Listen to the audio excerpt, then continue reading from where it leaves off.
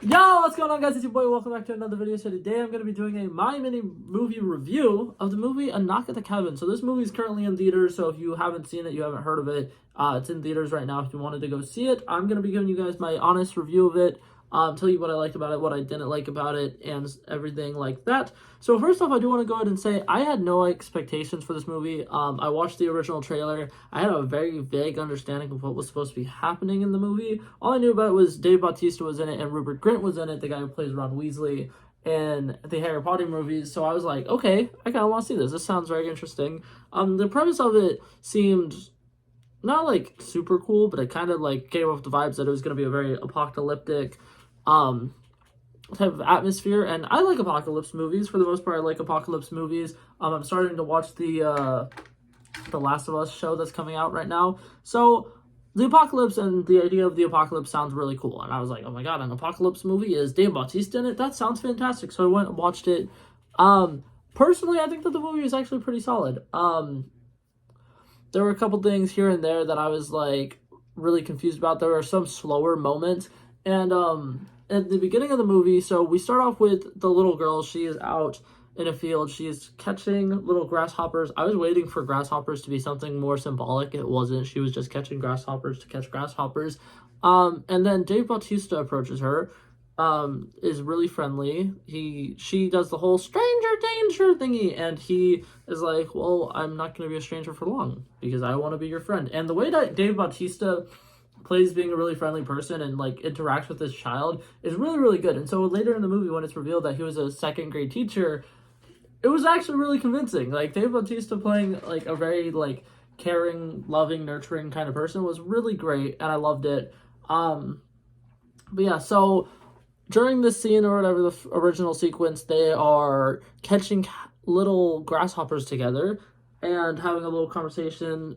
Dave Bautista's character's name is Leonard, and Leonard is over here having a conversation with a little girl, trying to figure out more information about her before everything starts really happening. At this point in the movie, I was really confused because I wasn't expecting it to start right away. In fact, I was expecting it to start with apocalyptic stuff, and then they go and knock at the cabin. But yeah, so right off the bat, they're already at the cabin.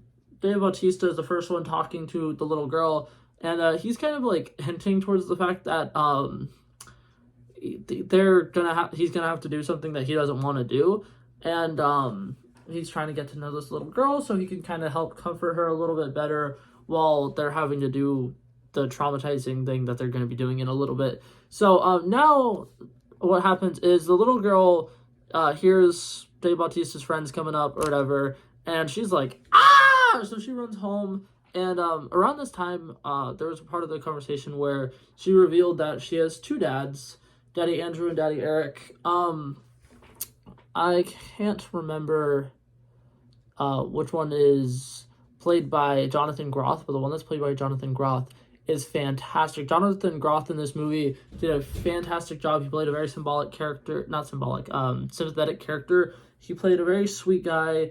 I thought his role in this movie was phenomenal. I think that his acting and the way he could kind of tell, hey, these people are being serious. Like they're not lying to us. While the other guy is being completely in disbelief. He's doubting everything that they're saying.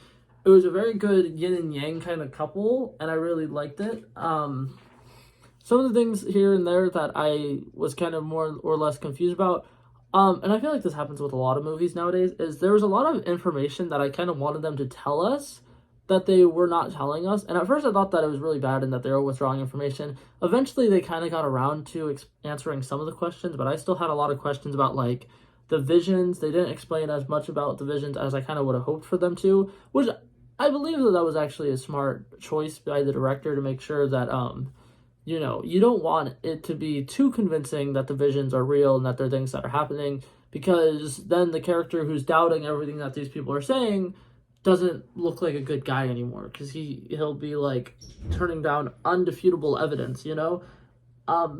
With that being said, they talk about their visions, they each try to introduce themselves to the people, and then by the end of the film, they all end up dead. The people who went to the cabin to try to tell them, hey, you guys need to make this sacrifice. And I really like it because at the end of the movie, Jonathan Groff's character is finally able to get his boyfriend, husband, whatever, fiance, to believe him and believes that what they're saying is true and that one of them needs to sacrifice themselves willingly. They can't kill themselves, but they will end the apocalypse. And throughout the movie, the stakes are very high. The tension is rising a lot, and there's a lot of emotion.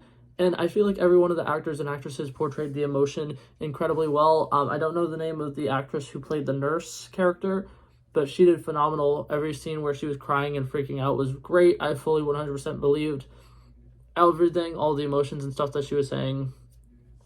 And it was a very interesting movie. And I like the way that at the end they finally tied everything together, and they explained that the 4 different characters were the 4 horsemen of the apocalypse, and then explained that Rupert Grint's character, who was a little more aggressive, was the horseman of malice and like anger or whatever.